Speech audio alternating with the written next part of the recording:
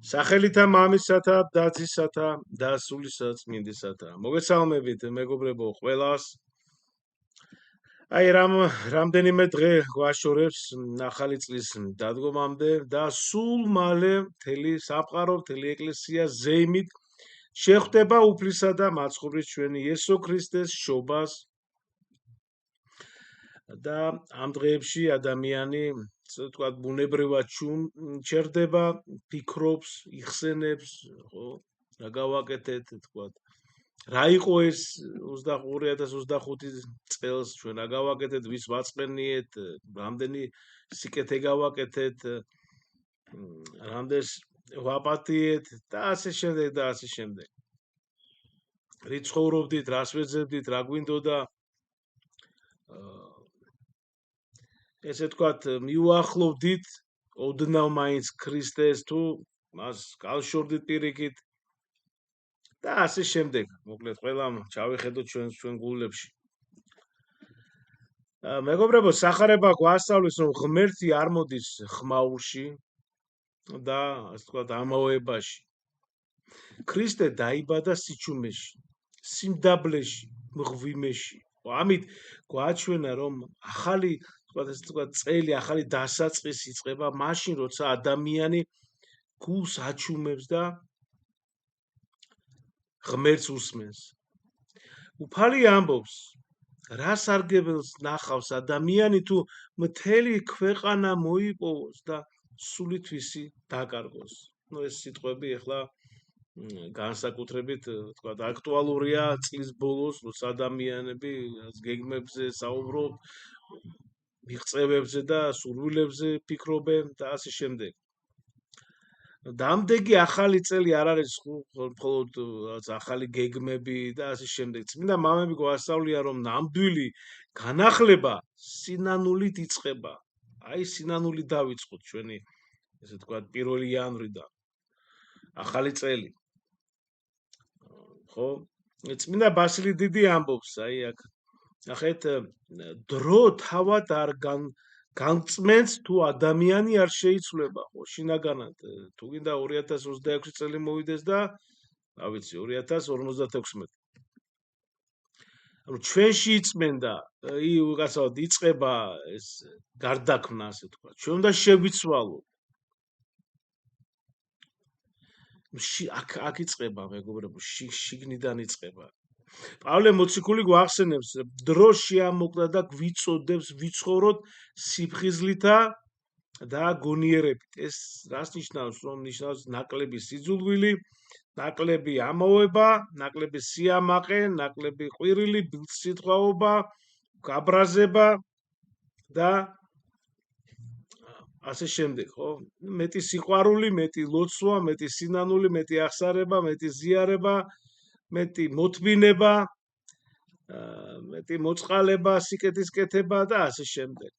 ქრისტე გვაძლევს ძალიან მარტივ გზას, მეგობრებო, თუ როგორ შევხვდეთ ახალ წელს, თუ გნებავთ. ის ამბობს, მე ვარ გზა, ჭეშმარიტება და სიცოცხლე.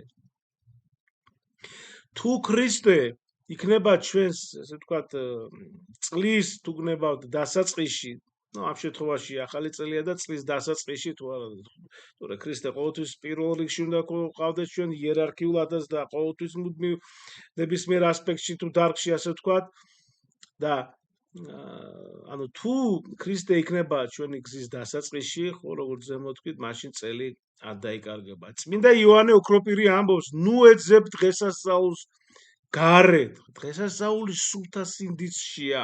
ამიტომ ეკლესია გვახსენებს, რომ ახალი წელი ახალ წელს უნდა შევხვდეთ როგორ, მეგობრებო, ლოცვით, მშვიდობით, შერიგებით, სუფთა გულით, მიუტევოთ ერთმანეთს, მეტი სიყვარული, მეტი სინანული, მეტი კეთილი საქმების კეთება, დავეხმაროთ, უანგაროთ, ვაკეთოთ მეტი კარგი საქმეები და რა ვიცი, შეგვიძლია ასე ვისაუბროთ, ხო, ერთი სიტყვით სათნო ღვთისა, ხო, დავიცვათ, ვიყოთ ერთგული ქრისტეს მიმართ და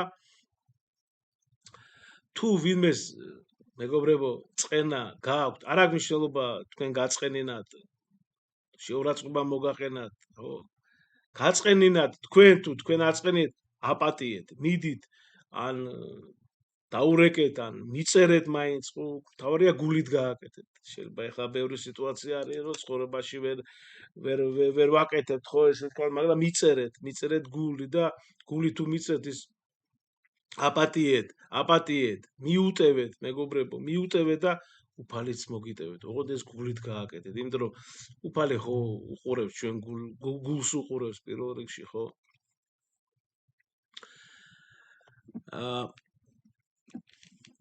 აი მეგობრებო, ეს არის ჩვენი მართლმადიდებლური გზა, ხო, ახალი წლისკენ, ხო, როცა შობის ღამე, ესე ვთქვათ, მოვა, გავიხსენოთ სიტყვები სახარებიდან. წარმოიდგინეთ მეგობრებო, აი როგორი სასწაული არის, ხო, ეს დაუტეველი, მართლა ჩვენ ვერასოდეს ვერ გავიგებთ, ეს არის უდიდესი საიდუმლო, ხო? თუ როგორ აი სამყაროს მზე, მთვარე, დედამიწა, ოკეანები, ვარსკვლავები, ჩვენი პლანეტა პატარა და წარმოიდგინეთ ეს ვარსკვლავები, ეს მეგავარსკვლავები და ეს პლანეტები, galaktikები და სამყარო, წარმოიდგინეთ აი ეს ვინც შექმნა ყველაფერი, წარმოიდგინეთ უზარმაზარია, ხო, სიტყვასაც ვერ იპოვი, ხო, იმ ხელა წარმოიდგინეთ. და ეს ვინც შექმნა, ის მოვიდა და გახდა შენაირი და ჩემნაირი. ანუ ადამიანად მოვიდა. ეს ხო ამას ეს უდიდესი საიდუმლოა. და წარმოიდგინეთ, როგორი მოგცა ყველაზე დიდი მაგალითი თავდავლობის და სიყვარულის.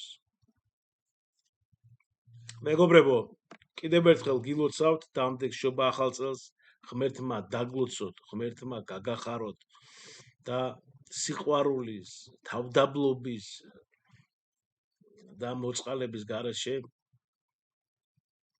არაფერი გამოვა. მეგობრებო, აი ნახეთ, როგორ უნდა შევხვდეთ ახალ წელს. სახარება გვასწავლის, ილოცეთ მუდმივად იყავით მშვიდად და ყველაფერში მადლობა გადაუხადეთ ღმერთს.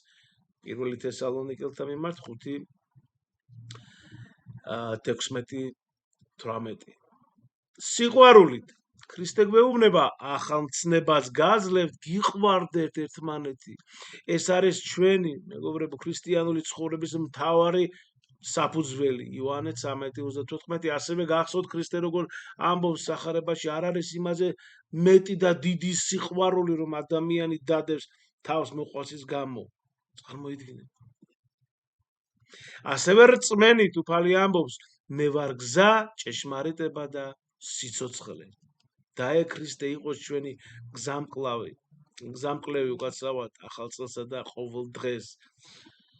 და ასევე მოტბინებით, მეგობრებო, პავლე მოციქული გვასწავლის, სიყვარულით მეს არის კეთილი და არასოდეს ტოვებს ადამიანს. 1 კორინთელთა მიმართ 13:4.